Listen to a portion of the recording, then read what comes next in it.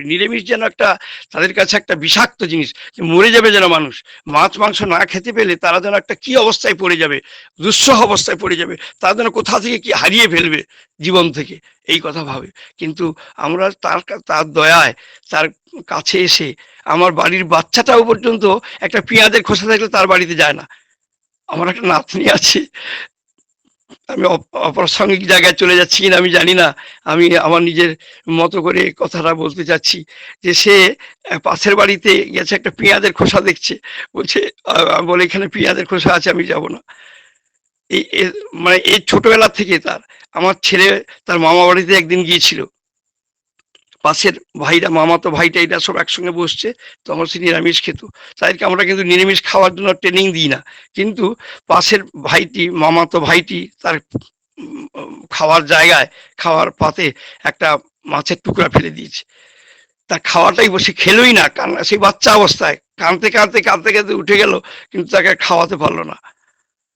তো এই যে আমাদের মানে আমরা তেমন হয়ে উঠতে পারি না, কিন্তু ঠাকুরকে ছোট্ট করে একটু বুঝতে গিয়ে বুঝেছি যে আমার আমার এর মধ্যে, জীবনযাপনের মধ্যে, আমার চর্যার মধ্যে যদি সেই দিকটা ফুটে ওঠে। আমরা সস্তনী, আমি আমার একার সস্তনী, ছেলে বৌমা পড়ার পর সস্তনী নিয়েছে, আমি একা নিয়ে সস্তনী নিয়ে চলতাম। কিন্তু তখন আমার বাবা মা যখন ছিলেন, তখন তারাও নির্বিবাদে স্বীকার করেছিলেন নিরামিষ খাওয়ার।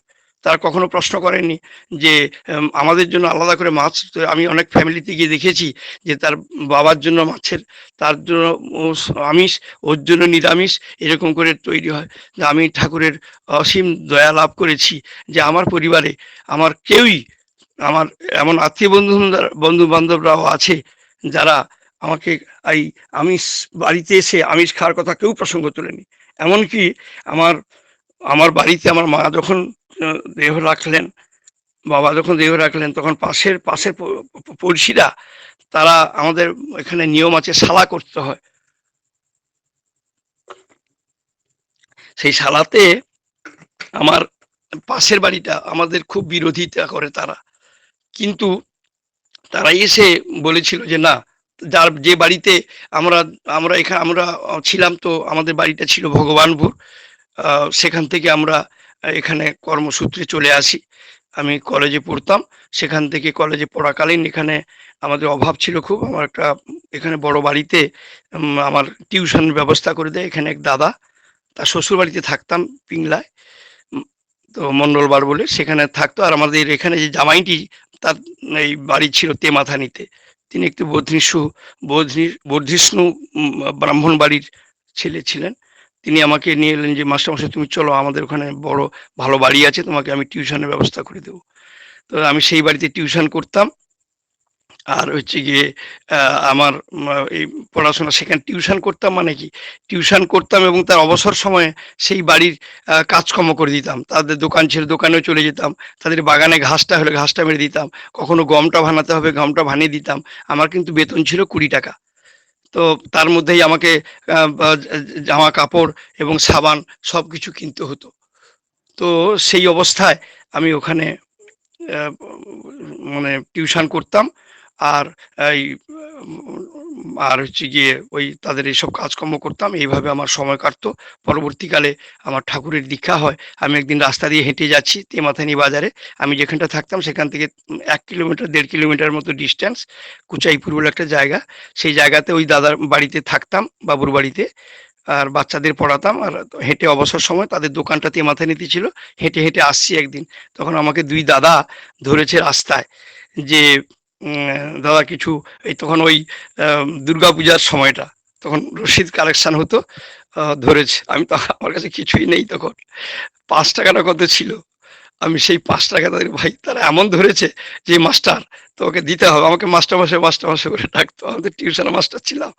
তো সে বলছে যে তোমাকে কিছু দিতে হবে। আমি তখন ভাবলাম যে তাই তো, এ তো ছাড়বে না এরা।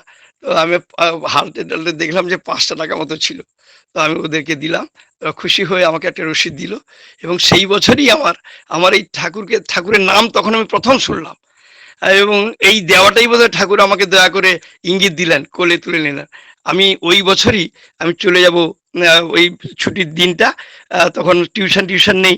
আমি ভাবলাম একবার মনটা খারাপ লাগছে, তাই একটু বেরিয়ে আসি, বেলুড় মঠের দিকে একটু বেড়াতে যাব, এরকম একটা ভাব নিয়ে রাত্রে রাত্রে ফিরে পড়বো। চলে বেরোচ্ছি আমি হাওড়া, মানে আমাদের বালিচক স্টেশন, ওই স্টেশনে ঢুকছি, হেঁটে হেঁটে আসছি, তখন এই কলেজ থেকে একটা ব্যাচ কয়েকজন যাবে, ছেলেরা স্টুডেন্টস, তারাও দেওঘর যাবে। তখন আমাকে পাকড়ে ধরেছে, এবার আমি বললাম যে এরকম আমি আমি যাব, বেড়াতে যাব, একটু পুজোর সময়টা ফিরে আসি। ওরা বললো না মাস্টার, তোমাকে আমরা সঙ্গে করে নিয়ে যাব, তোমার টিকিট আমাদের কাছে, কনসেশন টিকিট আছে, তুমি চলো। আমার সে লোক আসেনি বলে আমাকে তো ধরে নিয়ে চলে গেল। তো আমি সেখানে গিয়ে, তখন আমাদের কল্যাণকুঠিতে থাকতে হতো, কল্যাণকুঠি। সেই দিনটার কথা মনে করলে একটু ছবিটা এঁকে দিই ছোট্ট করে। কেউ হয়তো জানেন, বা আমার এই কথাতে বিরক্ত হচ্ছেন কিনা জানি না, আমি তো বলে ফেলছি এমন করে।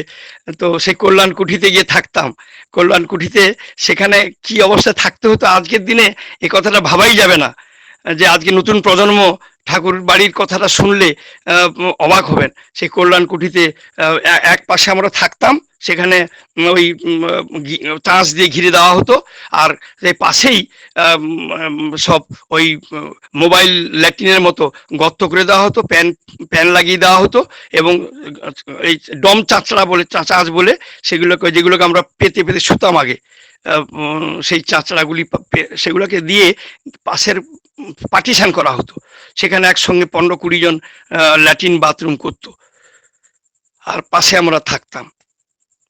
এবং ওই দারোয়া নদী ছিল সামনে, দারোয়া নদীতে অনেকে চলে যেত স্নান করতে, বালি খুললেই জল বেরোতো, আর সেখান থেকে অনেকে স্নান টান করে আসতো। আর আর এইভাবে আমাদের তখন ঠাকুর বাড়িতে আমরা যেতাম, বাসে করে যেতাম, গান কীর্তন ঢোল করতাল নিয়ে, সেই কি আনন্দ তখন। হ্যাঁ, বাসের টাকা জোগাড় করার জন্য তখন, তখন তো প্রচুর বাস যেত, কারণ তখন বাসের ভাড়াটাও কম ছিল, আর মানুষ কষ্টের মধ্যে দিয়ে জোগাড় করে তখন যেত। এবং আমাদের এখান থেকে মানে 4-5টা বাস যেত। হ্যাঁ, আনন্দ করে যেতাম। যাই হোক, সেই কল্যাণকুঠি থাকতাম, আর হচ্ছে গিয়ে প্রার্থনা বন্দনা করতাম এবং আচার্য সঙ্গ করতাম। এবং পূজ্যবাদ বড়দা তখন ছিলেন, তার সেই তাকে ওই দূর থেকে প্রণাম, মানে তখন লাইন পড়তো, সেই মেন রাস্তা দিয়ে, মেন গেট দিয়ে ঢুকতে হতো, এবং কি ভিড়, সেই ঘন্টার পর ঘন্টা লাইন দিয়ে মানুষ তাকে প্রণাম করতে যেতেন, আমরা সেই যেতাম, এবং তার মধ্যে সেই তাকে অনুসরণ করতাম, ভালো লাগতো ঠাকুরকে, ঠাকুরের ভাবধারাটা।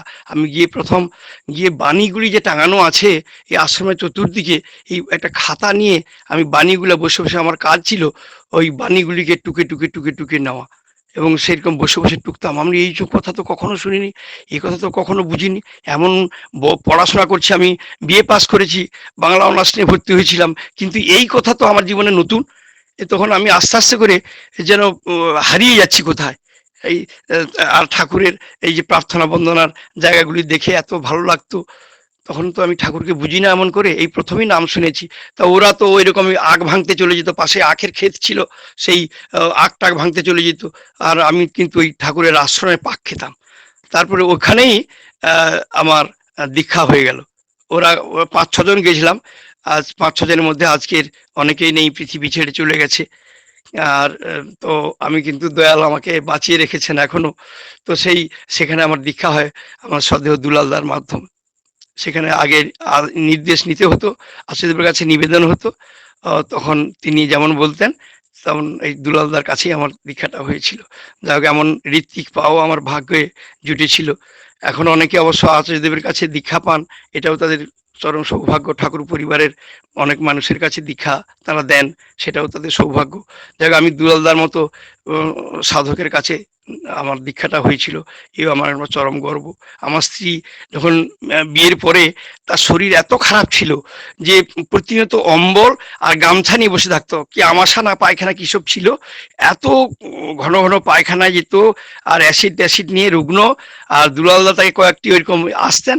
আর আমাদের বাড়িতে, আমাদের ছোট তখন নতুন জায়গায় বাড়ি করেছি, আমার একটা ওই কি বলবো, সে বাড়িটা হচ্ছে খাস জায়গা ছিল, সে খাস জায়গায় আহ, আমাকে একটা জায়গা দিয়েছিল। এই যে আমি যে যে ব্রাহ্মণ পরিবারের কথা বললাম, সেই ব্রাহ্মণে তিনি পঞ্চায়েত ছিলেন।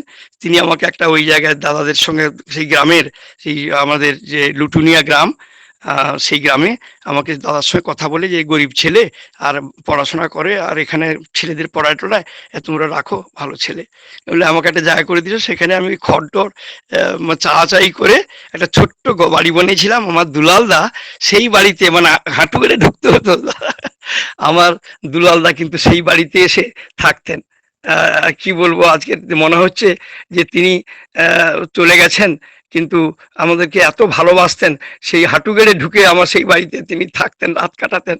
আর আমি তাকে ওই পায়খানা করার জন্য, আমাদের তো ল্যাট্রিন বাথরুম তখন ছিল না, মাঠে আমি গর্ত করে চটটর দিয়ে ঘিরে দিয়ে আমি একটা ব্যবস্থা করে দিয়ে আসতাম, তিনি সেখানে যেতেন। কি বলবো, আজ তিনি এত ভালোবাসতেন এই এই অভাবী গরিব, মানে কি বলবো বান্দা, কি বলবো, ঠাকুরের কাছে তাকে পেয়ে তিনি এমন করে সেই আমাদের কাছে থাকতেন। লোকের পুকুরে নিয়ে যেতাম স্নান করাতে, কল টল ছিল না, পাশের থেকে জল সংগ্রহ করে নিয়ে আসতাম তার খাওয়ার জন্য। যাই হোক, মা গো, আমি সময়টা আমি তো চোখ বন্ধ করে কথা বলছি, সময় হলে একটু বলবেন, ছেড়ে দেওয়ার কথাটা। তো সেই এমন করে তিনি সময় কাটা আমার কাছে বাড়িতে এসে আমার বাড়ির সঙ্গে তিনি আত্মীয়ের মতো থাকতেন। তো আমার সেই স্ত্রীকে তখন কত কিছু অনুপান দিতেন, যে এইভাবে খাবি, তুই এইভাবে করবি, এইভাবে করবি। তার কোথা থেকে সে সব রোগ চলে গেল। তারপর আমার সস্তনী হলো, আমাদের গোপাল বিশ্বাস দা এসেছিলেন। আমাদের বালিচকে তখন অনুষ্ঠান হবে, আমরা সবাই দল বেঁধে গেছি। তো গোপাল বিশ্বাস দা আমাদের পরিতোষ মাইতি দাকে ডেকে বলছেন যে এই ছেলেটির সস্তনী হওয়া প্রয়োজন, আমাকে দেখিয়ে বলছেন। তখন গোপাল বিশ্বাস দা এরা সব মিটিং করতে আসতেন, প্রভাত দা, গোপাল বিশ্বাস দা, এরা মিটিং করতে আসতেন।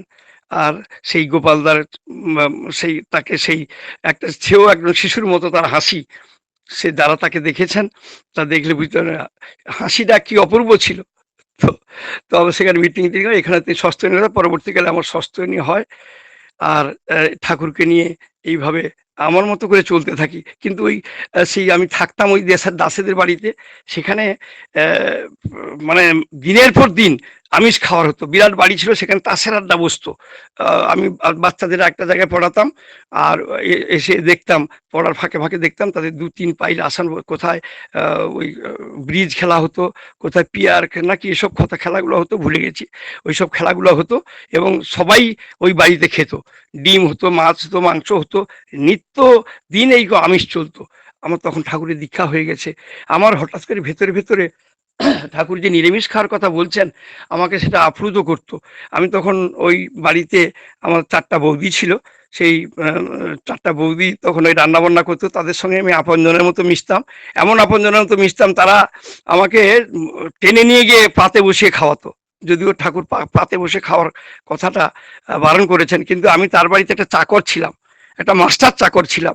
কিন্তু আহ, এত বড় বাড়িতে, এবং তারা আমাকে টেনে নিয়ে গিয়ে নিজেদের পাতে বসিয়ে খাওয়াতো। এই দিন একটা গেছে। পরবর্তীকালে আমি সেখানে নিরামিষ খাওয়ার প্রস্তাব দিই। তো তখন আমার সে মেজদা বলে, তিনি এখন জীবিত আছেন, তো সেই মেজদা বলতেন যে মাস্টার, আর তার বড় দাদা ছিলেন, রেলে সার্ভিস করতেন, বিরাট চেহারাওয়ালা লোক, কালীপদ দাস বলে। তো সেই বলতেন যে মাস্টার, তুমি নিরামিষ খেয়ে বাঁচতে পারবে না বেশি দিন, কেন এমন সব করছো? আগের মুনি ঋষিরা সব লিটার লিটার দুধ খেত, ঘি খেত, আর তাদের জীবনযাপন আলাদা ছিল, তুমি মরে যাবে, এসব কখনো এইসব ধান্দা নিও না। কিন্তু আমার মন সায় দিত না। আমার ঠাকুর যে বলেছেন, আমার আচার্যদেব চাইছেন এমন করে জীবনযাপন। আমি তখন বললাম যে দাদা, একটু পরীক্ষা করতে চাই, একটু দয়া করে আমাকে সেই সুযোগ দেন। তো তখন একদিন আমার মেজদা, যিনি ওই পরিচালনা করতেন সংসারটা, তিনি আমার বৌদিদের কাছে বলছেন যে ওকে নিরামিষ খেতে দাও। ও দিনের পর দিন দিলে, ওই 4 দিন 6 দিন খেতে খেতে তারপরে বেটা বলে আমি শিখাবো, এরকম বলে আমি প্রস্তাব শুনছি। আমি বললাম, আচ্ছা ঠিক আছে, আমার পেছনে তো ঠাকুর আছেন। আমি তখন ঠাকুরের দয়া এমন করে বুঝি না, কিন্তু নির্বোধের মতো ঠাকুরের প্রার্থনা বন্ধটা সময় মতো করতাম, আর লুঙ্গি পরেই প্রার্থনা করতাম, আর নাম ধ্যান করতাম, এইটুকুন শুধু মনে আছে। তো সেই করে যেতাম এরকম করে। তো তারা আমাকে আর সেই নিরামিষ থেকে আমাকে দিত কি না ওই ওই বাড়িটাতে প্রায় 20-22টা আসন পড়তো। পরপর সব থালাগুলো দিয়ে যাওয়া হতো। তারপরে একজন ভাত নিয়ে আসতো, তারপরে একজন ডাল নিয়ে আসতো, তারপরে একজন ভাজা নিয়ে আসতো। এরকম ভাবে পরপর পরপর লাইন করে আসতো। আর আমি শেষে একটা কোণে বসে থাকতাম। তখন আমার নিরামিষ খাওয়া শুরু হয়েছে। তো আমি ওই আমাকে ভাতে ভাত দিত, মানে একটা আলু ভাতে টাতে দিয়ে আমাকে এক সাইডে দিত। তো আমি দিনের পর দিন খেয়ে যাচ্ছি, আমার তো কোনো অসুবিধা নেই। আর ওর বাড়িতে চাকর বাকরও 3-4 জন ছিল, তাদের একটু পাশের জায়গায় একটু ফাঁকে খেতে দিত। তো আমার তো কোনো কষ্ট হতো না, আমি দিব্যি খেয়ে যেতাম। তারপরে দেখলো সেই বলছে যে আরে এ ছেলে তো কোনো প্রতিবাদ করছে না, এ তো দিনের পর দিন এই এবং নির্বিবাদে খেয়ে যাচ্ছে। কিন্তু সে কি বলবো, সেই মেয়েটা একদিন বলছে এই শোনো তোমরা একটা কাজ করো, ওই ডালটা অন্তত আহ, ওইসব আমিষ দেওয়ার আগে পেঁয়াজ টিয়াজ দেওয়ার আগে তুমি ডালটা ওদের একটু ওই সেদ্ধ অবস্থায় করে তুলে দাও। তারপরে বললো কিছুদিন যাওয়ার পরে বলে এই ঝোলটা যে হবে না, ওতে পেঁয়াজ টিয়াজ দেওয়ার আগে ওই টপকা ঝোলটা ওকে তুলে দাও। এরকম করে দেখা গেলো আমার কাছে আস্তে আস্তে করে নিরামিষের ডাল এলো, ঝোল এলো, তারপরে দুধ আসলো। ওরে বাপরে, ঠাকুর আমার জন্য সেই বিরাট খাবারের ব্যবস্থা করে দিলেন। এবং তারা সেই বাড়িতেই আমার নিরামিষ খাওয়া শুরু হলো। তাই ইচ্ছা থাকলে ঠাকুর, ওই যে আমার বলি যে এক হাত যদি দাদা বলতেন, আমার দুলালদা বলছে এক হাত তুমি যদি আগাও ঠাকুর 10 হাত এগিয়ে আসবেন। এবং তাই তিনি করতেন।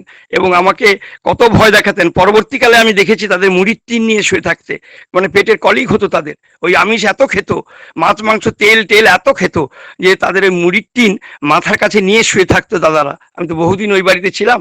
তো পেটের কলিক হতো, পেটের যন্ত্রণা হলে ওই শুকনা মুড়ি খেয়ে জল খেয়ে তাদের সেই যন্ত্রণাটা নিবারণ করতো। মা গো, আমাকে একটু ইঙ্গিত দিবেন। দাদা, এবার একটু শেষ করুন, একটা হ্যাঁ, সঙ্গীত আছে। জয়গুরু। আমি এই বলে শেষ করছি। জয়গুরু, জয়গুরু। বন্দে পুরুষোত্তম। সবাই আমার আনন্দিত জয়গুরু জানবেন। জয়গুরু। জয় গুরু দাদা। আপনার জীবনের অনেক দয়ার কথা, বাস্তব কথা আপনি তুলে ধরলেন। খুব সুন্দর আপনি আলোচনা করলেন। আর আপনি